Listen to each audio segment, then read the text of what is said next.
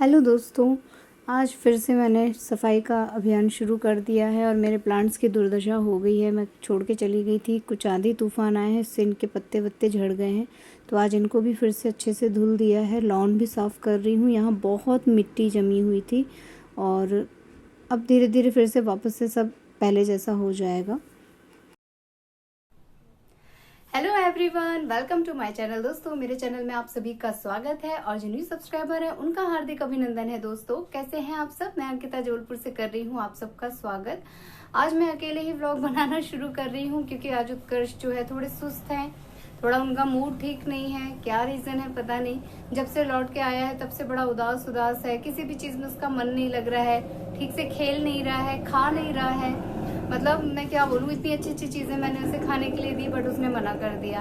अब या तो हो सकता है यात्रा की थकान हो जाती है बच्चों को, वो है, या फिर सबसे पहले तो उसने मुझे यही बोला कि मम्मा वहाँ की बहुत याद आ रही है। तो मैंने उससे पूछा कि किसकी याद आ रही है? मम्मा तुम्हारे साथ आ गई, नाना नानी तुम्हारे साथ आ गए अपने घर, बड़े मामा मामी चले गए आपके सामने, आपको किसकी याद आ रही है? अब वो कुछ तो बोला नहीं बट उसको बनारस की बड़ी याद आ रही है। उसको ये बहुत अच्छा लग रहा था कि हम लोग मॉर्निंग में निकल जाते थे पैदल पैदल, पूरी कॉलोनी का एक चक्कर लगा के आते थे। वहाँ बड़ा सा गार्डन था और वहाँ पे सभी बच्चे खेलते नजर आ रहे थे। तो हो सकता है, बच्चे हैं, कुछ दिन तो वो मिस करेगा लेकिन बाद में धीरे धीरे सेटल हो जाएगा। और मैंने अपना हालचाल, अपनी यात्रा के बारे में थोड़ा बहुत आप लोगों को बताया। ओफो नॉइज पोल्यूशन फिर से। बट मैं ना आप लोगों को एक चीज बताना भूल गई थी, मुझसे मिस हो गया। एक्चुअली में 25 को हम लोग लौट के आए हैं। आते आते हमारी ट्रेन बहुत लेट हो गई थी, कम से कम 4 घंटे हमें वेट करना पड़ा। आउटर पे खड़ी कर दी थी ट्रेन, तो उससे हम पजल्ड हो गए थे। और उसी दिन उत्कर्ष का रिजल्ट आउट होना था, तो हमारा पूरा प्लान चौपट हो गया। हम वहीं से शायद जाने वाले थे उत्कर्ष के स्कूल, बट हम नहीं जा पाए। उसके पापा ने रिजल्ट रिसीव किया और रिजल्ट अच्छा आया है। उत्कर्ष का प्रमोशन 3B में हो गया है, सॉरी 2D में था, ये 2B में हो गया है। और इसके कई सारे फ्रेंड्स का अलग अलग प्रमोशन हुआ है, किसी का F में हुआ है, किसी का H में हुआ है। इससे भी शायद वो अपसेट है क्योंकि इसके बहुत ही प्यारे प्यारे फ्रेंड्स इधर उधर बट गए। स्कूल एक ही है बट सेक्शंस अलग अलग हो गए हैं, तो उससे भी शायद हो सकता है वो उदास हो। जब से उसको पता चला है उसे अच्छा नहीं लग रहा है। इवन उसके सारे फ्रेंड्स का फोन भी आ रहा है कि तेरा प्रमोशन कहाँ पे हुआ है उत्कर्ष, बताना। और उत्कर्ष ने जब बताया तो उन लोगों का भी दिल टूट गया है। बच्चे हैं, बच्चे जल्दी उदास हो जाते हैं। बट मैंने समझाने की कोशिश की कि भाई आप एक ही स्कूल में रहोगे और न्यू फ्रेंड्स मिल जाएंगे। बट कहाँ मानते हैं बच्चे, उनकी तो गहरी गहरी दोस्ती है ना। दोस्तों के लिए मांग मांग के टिफिन वगैरह बनवाता था, सब चीजें होती थी, शेयरिंग होती थी अच्छी खासी इन लोगों की। सो अब वो सारी चीजें कुछ दिन तो वो मिस करेगा और थोड़ा एडजस्ट करने में उसको वक्त लगेगा। और उत्कर्ष का रिजल्ट जो है 98.8 आया है। और बस क्या ही बोलूँ अभी तो छोटे बच्चे हैं तो इन लोगों के उतना ज़्यादा हम लोग ध्यान नहीं देते हैं। बट फिर भी मैम ने बोला है कि बहुत अच्छी तरह से लर्न करता है, बहुत जल्दी सीखता है। तो आप लोग जो है इसकी प्रैक्टिस कभी भी मत रोकिएगा। थोड़ा सा हैंड राइटिंग पे वर्क करवाइएगा, थोड़ा सा उससे बोलिएगा और कॉन्शियस हो जाए। जैसे बच्चों को रीचेक करने के लिए बोलते हैं ना, बट ये नहीं करता था। तो समहाउ मैम को कुछ कुछ माइनस पॉइंट लगे, वो उन्होंने बता दिए हैं, पॉइंट आउट करवा दिए हैं कि अब आप लोग थोड़ा सा इस पे ध्यान दीजिए। इसके अलावा जब ये अपने मामा के यहाँ था बनारस में, तो मेरा जो छोटा वाला भाई है वो म्यूजिक टीचर है BHU में। उसने बोला कि तुम एज इट इज देख के ड्राइंग करते हो, तुमने ये प्रिंट देखा और तुमने फटाक से उसे कागज में उतार दिया, कागज पेंसिल में, इसका मतलब तुम्हारा कंसंट्रेशन बहुत अच्छा है। तो बेटा इससे तुम राइटिंग वर्क भी कर सकते हो। तुम बुक्स को ओपन करो, कैसे क ख ग किस डिजाइन से कैसे बनाया हुआ है उसको एज इट इज उतारने की कोशिश करो।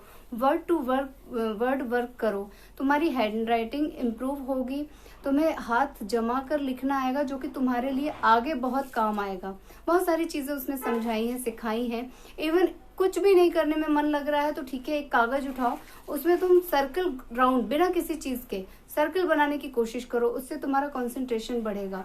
एक दो बार गड़बड़ होगा, टेढ़ा होगा, आड़ा होगा, छोटा बड़ा कुछ कुछ अजीब अजीब सा बनेगा, बट धीरे धीरे साथते साथते तुमको सारी चीजें बन जाएंगी। प्रैक्टिस करते रहो करते रहो करते रहो। इसका कहना था कि आप मुझे थोड़ा सा तबला सिखा दीजिए, थोड़ा माउथ ऑर्गन वगैरह सिखा दीजिए। उसका कहना है कि ठीक है, ये सब तो तुम इन फ्यूचर सीख ही लोगे, बट इस समय तुम्हारा जो ब्रेन है वो बहुत अच्छी पोजीशन में है। इस समय तुमको जो चीजें सीखना है, लर्न करना है, याद करना है, वो कर डालो। किसी भी चीज को लॉजिकली मत समझो, क्योंकि इस समय तुम लॉजिक नहीं लगा सकते हो, उतना ब्रेन तुम्हारा डेवलप नहीं हुआ है। किसी भी चीज को एकदम रूल बाय रूल अभी मत समझो। रूल्स तुम बाद में समझ सकते हो कि इसका ये नियम क्यों है, बट आपको अगर कोई चीज लर्न करना है वो तुम सब कर डालो। इवन उसने बोला ऐसे विष्णु सहस्त्र नाम याद करा दो, जो कि मेरे ही बस का नहीं है। पहले मुझे तो याद हो तब तो मैं अपने बच्चे को सिखाऊं। और एक चीज मैंने नोटिस की है कि मैं ना हर बार कुछ ना कुछ नवरात्रि में इसको 2-4 मंत्र नए सिखा देती थी, बट इस बार मैंने अभी तक शुरुआत नहीं की है। ऊपर से उसका मूड ऑफ है, उदास है, तो मैं क्या ही उसको सिखाऊं। बट फिर भी मैं कोशिश करूंगी 2-4 श्लोक उसे याद करा दूं। हर साल कुछ ना कुछ सीखते रहना चाहिए। नवरात्रि में पिछले साल उसने 4 श्लोक याद किए थे, इस बार भी मैं कोशिश करूंगी 2 तो एटलीस्ट कर ही ले। तो ये मेरी अपनी कोशिश है। कहते हैं ना कि माँ बाप बच्चे को नाम देते हैं, लेकिन बच्चे को अपनी मेहनत से नाम कमाना पड़ता है। बच्चे को क्या, हर इंसान को कमाना पड़ता है। अब मेरा नाम अंकिता है, मेरे माँ बाप ने बहुत प्यार से मेरा नाम रखा। मेरे फ्रेंड्स, जब तक मैं स्कूल में रही, अंकिता अंकिता किसकी बेटी है? आचार्य मैडम की, आचार्य सर की बेटी है। लेकिन आज की डेट में अंकिता पाठक यूट्यूबर भी एक पहचान है। मेरे पास जितने क्वेश्चंस आते हैं, जितने लोगों का प्यार आता है, अंकिता को उसके चैनल के नाम से जाना जाता है। अंकिता की पहचान है एक ब्लॉगर के रूप में, एक यूट्यूबर के रूप में। तो अच्छा लगता है। ये पहचान मैंने खुद कमाई है, भले मुझे 3-4 साल लग गए, लेकिन मैंने इसे खुद कमाया है। यही कुछ चीज़ें मैं विद एग्जाम्पल इसे बच्चे को समझाती हूँ और हर किसी को बोलना चाहूँगी कि आप अपने नाम को सार्थक कीजिए।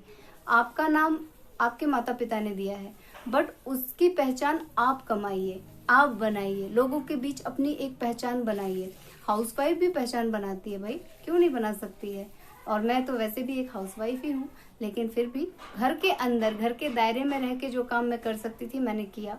जो मेरी योग्यता है मैंने उसे यूटिलाइज किया, लोगों के सामने प्रेजेंट किया, और आप लोगों के सामने हूँ। तो मुझे लगता है कि यही सारी चीज़ें और लोगों को भी अपनानी चाहिए, और खासकर अपने बच्चों को तो ज़रूर बताना चाहिए कि हमने आपका नाम प्यार से ये रखा है, लेकिन इसे कमाना आपको है, पहचान आपको बनाना है अपने कर्मों से, अपने गुणों से। बातें बहुत हो गई। उत्कर्ष का रिजल्ट आउट हुआ है तो कुछ मीठा मीठा तो बनता है। वो तो कुछ खा नहीं रहा है भाई, लेकिन मम्मा को तो मीठा बहुत पसंद है, तो मैं तो मीठा खाऊंगी और मम्मी जी के लिए कुछ नमकीन बनाऊंगी। तो मैं क्या बना पाती हूँ झटपट झटपट, वो मैं आप लोगों के साथ शेयर करूंगी। आप लोग भी अपना मुंह मीठा कीजिएगा और उत्कर्ष को ढेर सारा आशीर्वाद दीजिएगा। फिर से आवाज़ शुरू हो गई। मैं बोलना शुरू करती हूँ तो कहीं वेल्डिंग हो रही है, कहीं ठोका पीटी हो रही है, मेरा ध्यान ही भंग हो जाता है। मैं क्या आशीर्वाद मांगू आप लोगों से, लेकिन फिर भी फिर से कहूंगी कि उत्कर्ष को ढेर सारा आशीर्वाद दीजिए कि वो बस अपना कंसंट्रेशन बरकरार रखे, फोकस रखे अपनी पढ़ाई पे, इधर उधर उसका ध्यान ना भटके, और बस मेहनत करता रहे।